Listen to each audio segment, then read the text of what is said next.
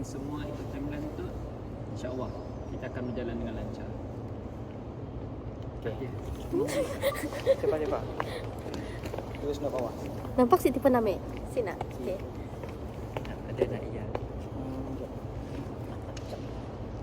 Dia boleh macam ni. Si masuk juga. Sekejap kita tarik angle. Hai. Okey. Jadi 1, 2, 3, action. Jadi, SK apa yang kita ada? Akademik, multimedia, kebajikan, sukan. Sikitkan lagi. Dia lama. Slow sikit kot. Dia mau cut-cut Multimedia. betul. Kayak tarik nafas. Sukan. Dalam 3 saat. Satu lagi. Dia mau cut dan silakan. Saya kira. Please. Jadi action. 2, 3.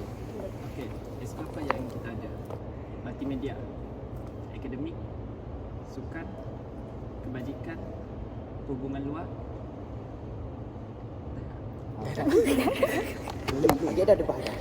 Sebutin satu. Cepat. Kira sikit-sikit lah. Cepat. Tujuh. Oh, 6. Terus je. Apa belum tu ekonomi nak? Pasal Dan ekonomi. dan ekonomi. Pasal dah habis nak ambil gap. Baca untuk. Masa kamera ambilnya white coat.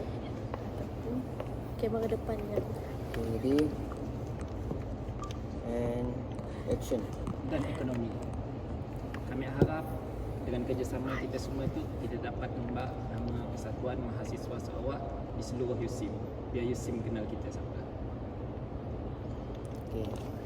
Siapa ya? Tapi boleh nangis kita supaya ambil action. Oh, action.